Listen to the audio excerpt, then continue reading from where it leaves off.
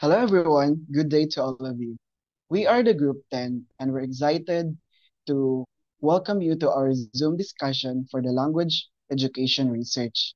Today, we'll be diving into the fascinating world of heritage, community, and indigenous languages. Before we begin, I'd like to encourage all of our members and viewers to actively participate and listen. This discussion is incredibly valuable, especially for students conducting research in the context of languages. By the way, I am Don Rigid Libby and I am the first one to share my thoughts on this topic. Next slide, please. So we'll be talking about discussion of research orientations and methodologies oriented to learners and users. So the authors of the book that we use are Sharon Bala and Terence G. Wiley, and the source of the book is the Palgrave Handbook of Applied Linguistics, Research and Methodology in the chapter 33. Next slide, please. So before we delve into that discussion, I would like to explain what are heritage language, community, and indigenous languages.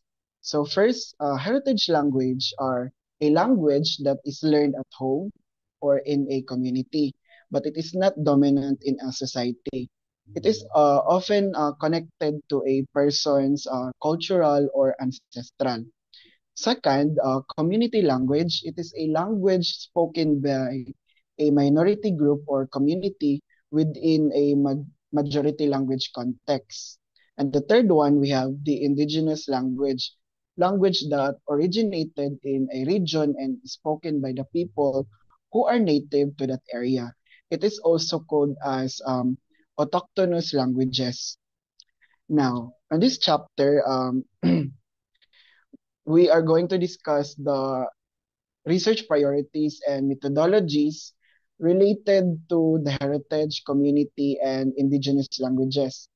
And it also emphasizes that research in this area isn't defined by a single method, but often focuses on the characteristics of languages and their speakers, learners, families, and communities. This focuses on research orientations and methodologies towards our learners and users. And the authors also highlighted or acknowledged the contested nature of labels like heritage language and the existence of related research under the different labels like community, indigenous, or Native American languages that often concerns language maintenance or shift. And research in this area inevitably involve issues of identity, language status, and power. So next slide, please. So we have Fishman's legacy and the evolution of methodologies, language loyalty in the United States. So there are four outlines plain there. So first, I would like to explain what is the study of Fishman. So Fishman studies provided a framework for understanding language maintenance and shift, serving as a methodological reference for newer research on heritage and indigenous languages.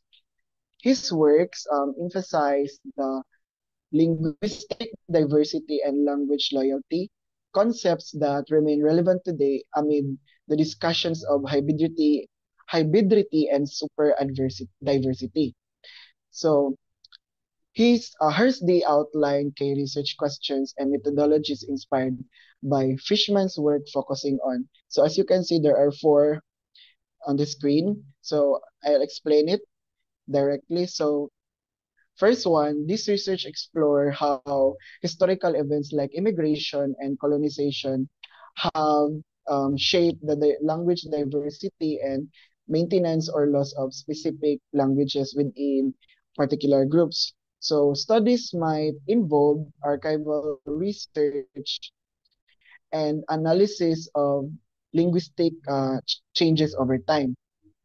So for number two, this examines the correlation between language maintenance and national identity. So demographic data like census information or surveys is analyzed to understand how language use relates to national belonging and citizenship. And for the number three, this investigates how heritage and community languages are used in various social settings. And research might involve analyzing media content, broadcasting patterns, and language policies in schools to see how language use varies across contexts.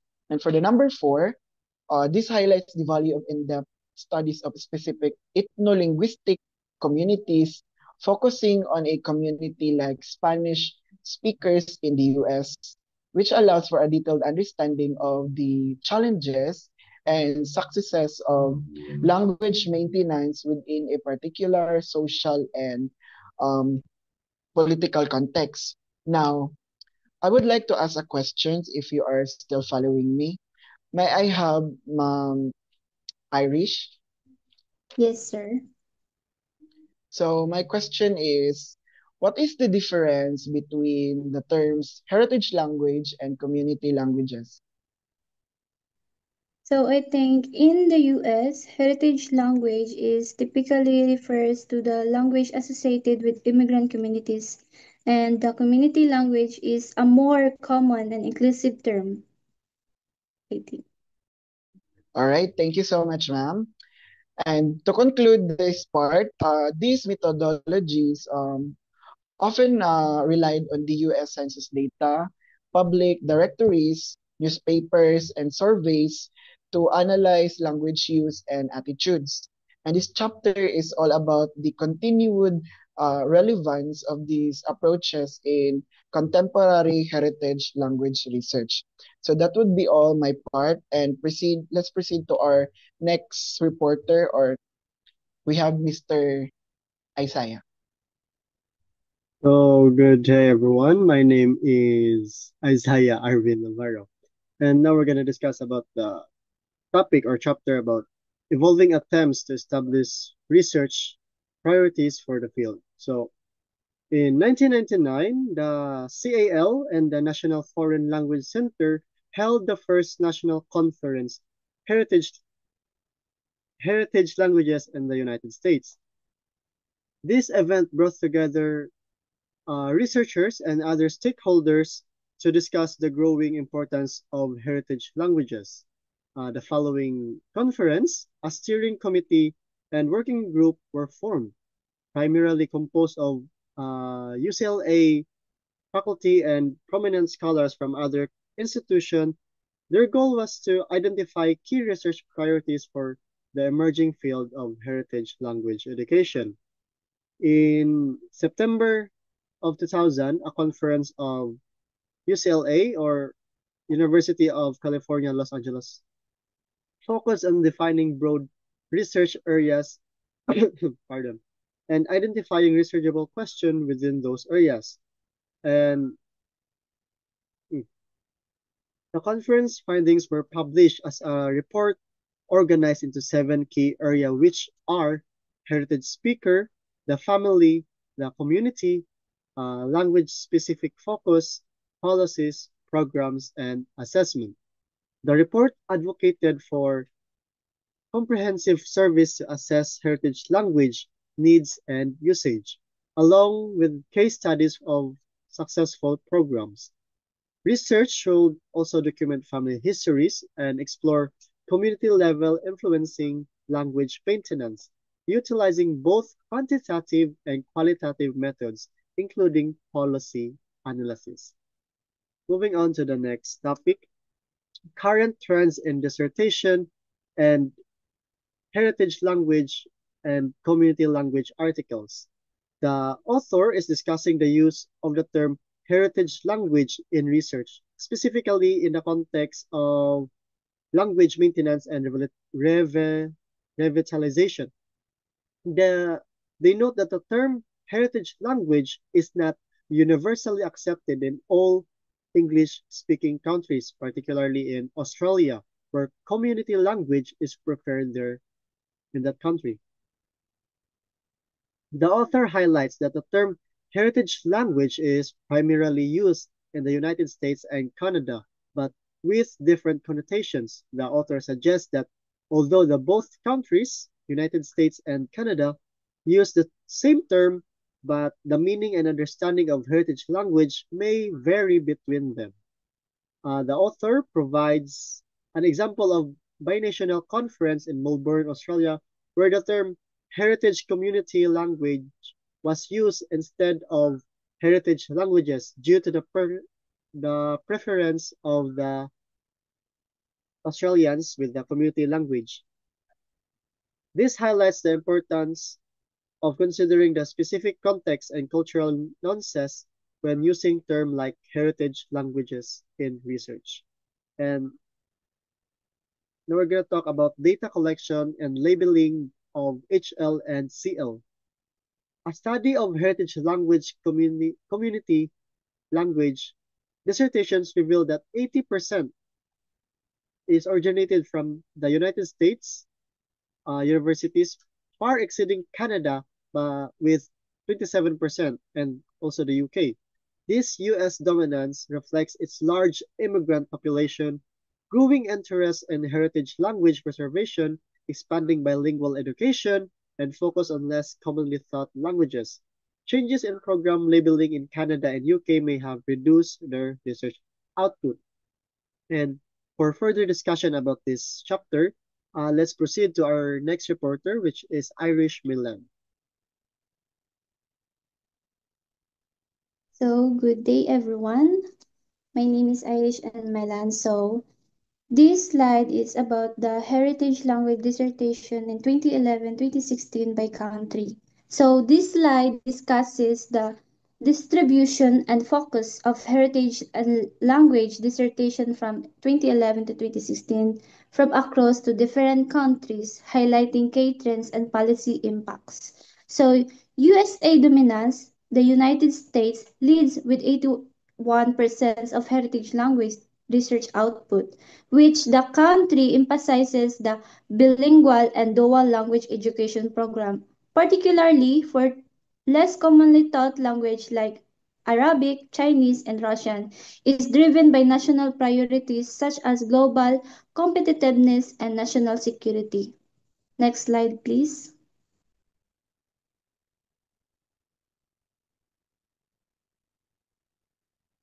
So, in the Canada shift, Canada has reclassified heritage language program as international language programs, then restricting participation to students with direct linguistic ties. This policy change has slightly narrowed the scope of research by limiting broader community engagement, like illustrating how policy decisions can influence research focus and participation.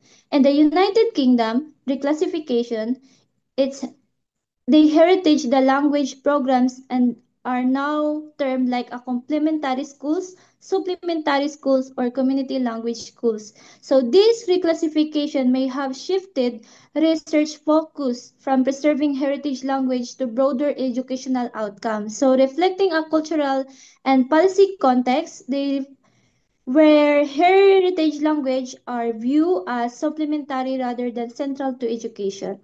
Next slide, please.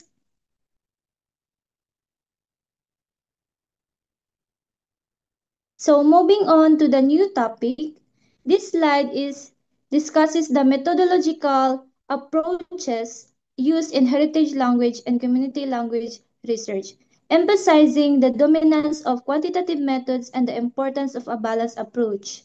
First, quantitative research dominance.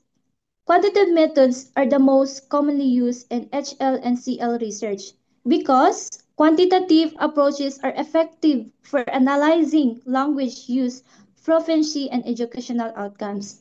Second one is the mixed methods in dissertations. Many dissertations employ mixed methods because combining quantitative and qualitative approaches. Mixed methods allow researchers to validate findings through multiple lenses, enhancing the credibility and depth of their work. The third is the unstated methodologies. Some dissertations do not explicitly state their methodology, which raises concerns about research rigor and clarity. That lack of explicit methodologies could indicate potential weaknesses in research design. Next slide, please. So these tables compare the data collection methods used in dissertation and research articles. So as you can see on the PPT, yes, those 6 points summarize the key difference in data collection methods between dissertation and research article in heritage language study. First, observation is the more common in dissertation. Second, interviews, the more frequent in articles. Third, the surveys, dominant in articles. Fourth, the diverse methods unique to dissertations. Text reviews, the more prevalent in articles. And the last is the ethnographic methods is rare in both. So these points highlight the methodological distinctions between the two types of research. So overall, the table highlights the methodological differences between dissertation and journal articles, with dissertations favoring diverse and direct data collection methods. So while journal articles lean towards survey and text reviews. Next slide, please. So the last of my topic is about the summary of the heritage language most commonly studied in dissertations and research articles. So as you can see in the PPT, the first one is Spanish, is the most studied heritage language, especially in the US, because due to large Spanish-speaking communities. So, second, the Chinese and Korean emerging as major heritage language reflecting global migration trends. And the third, Arabic, which is the gaining attention for its strategic importance and growing immigrant in the communities. And the fourth, Hindu and Russians is considered a critical languages for national security, economy, and cultural exchange. So overall, the slide highlights the focus on certain heritage languages in academic research.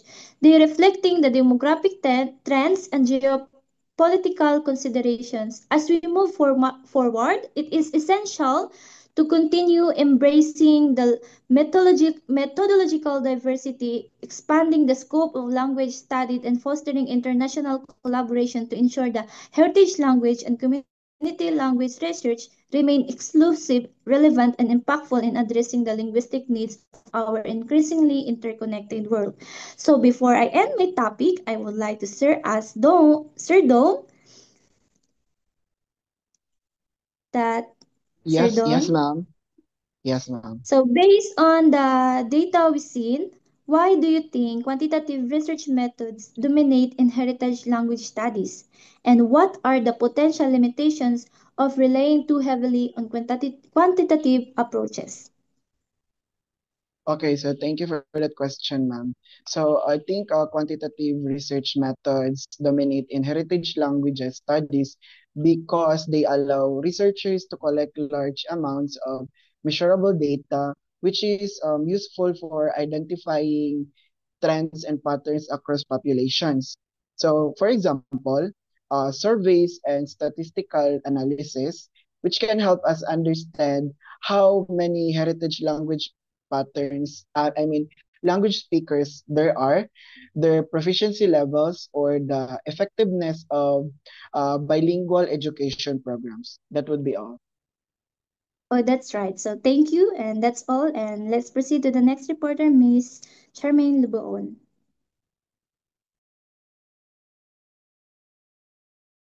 So, good evening, everyone. My name is Charmaine Libon, and today I'm going to discuss about the importance of heritage of language and community language education.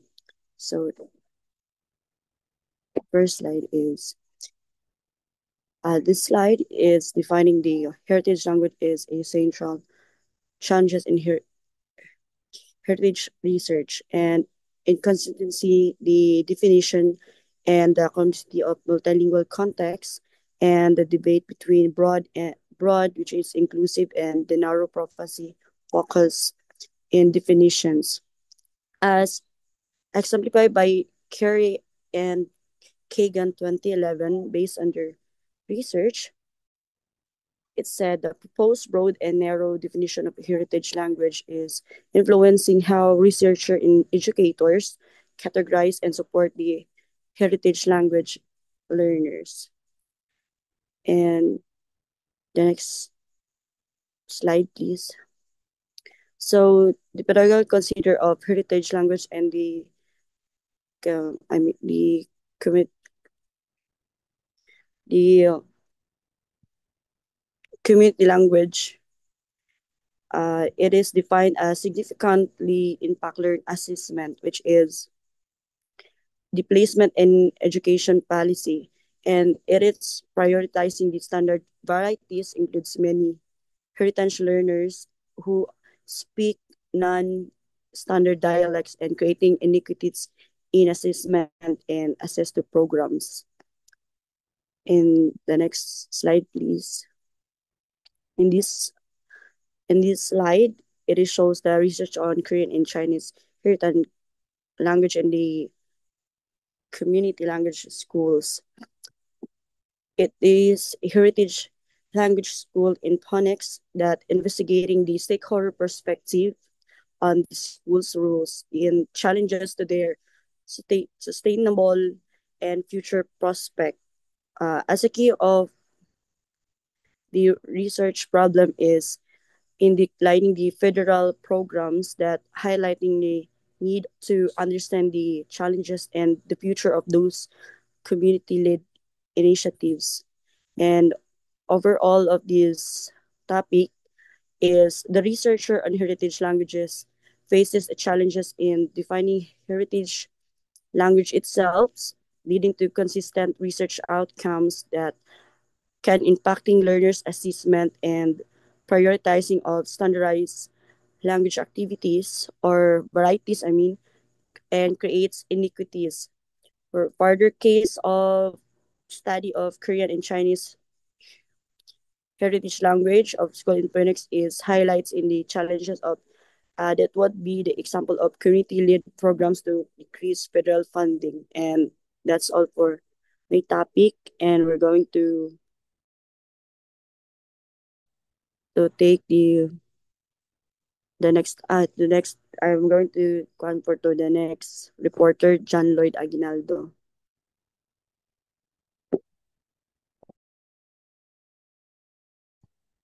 Good day, everyone. My name is John Lloyd Aguinaldo, and the given topic I have is L2 motivation and kanji reading, and the author is Kondo Brown. Kondo Brown 2009 focus examines how heritage background, motivation, and emotional factors affect reading ability in second learners of Japanese, Chinese, and Korean. Research question: how do intrinsic and extrinsic motivation impact L2 success? Intrinsic motivation, learning for personal interest leads to better reading comprehension and kanji mastery. Intrinsic motivation, learning for grades or career goals can still support learning but may not sustain long-term engagement. Number two, what affective factors influence kanji reading comprehension? Confidence and motivation, improve reading comprehension, anxiety and lack of engagement negatively affect kanji learning. Next page, please. Methodology. Participants who are studied is number, background, and proficiency, data collection, tools used, surveys, tests, interviews, and analysis is how data was examined, statistics, comparisons, and the key results is motivation plays a key role in L2 success, with intrinsic motivation leading to better reading outcomes. Affective factors, confidence, anxiety, impact kanji comprehension. heritage learners and non-heritage learners shows different learning patterns. Comments is the study highlights the importance of motivation and emotions in language learning. Educators should tailor teaching methods to support both heritage and non-heritage learners. Next page, please. Jensen L. focus on examines reading experiences, strategies, and curriculum preferences of 124 universities level heritage language learners in Korean, Russian, Thai, and Vietnamese at University of California, Los Angeles. Nick G. 2012 focus on examines Hindi heritage learners oral proficiency through oral proficiency interviews. O'Rourke and Zhu 2016 focused to compares heritage language learners and second language learners in terms of motivation, proficiency, and learning strategies. And the next presenter is Sir Don. All right, thank you so much, Sir John Lloyd. So, before I end these discussions, I would like to to point important details or informations regarding our with our discussion. So this talks about the heritage language research, highlights the complex interplay between identity policy and community-based education. So scholars emphasize how heritage language learners, particularly among immigrants populations, navigate linguistic and cultural dualities. So the challenge of defining heritage languages and their speakers remains a key issue as seen in debates about dialects and community identity. Another one, fostering heritage language development requires a nuanced understanding of socio-cultural dynamics, educational policies, and community engagement. So, to conclude, the overall of this topic is the focus of various aspects of heritage, community, and indigenous languages, covering topics such as language policy, bilingual education, heritage language maintenance, and social-linguistic factors affecting minority language speakers. So that would be all. I hope you learned something from our discussion. Thank you.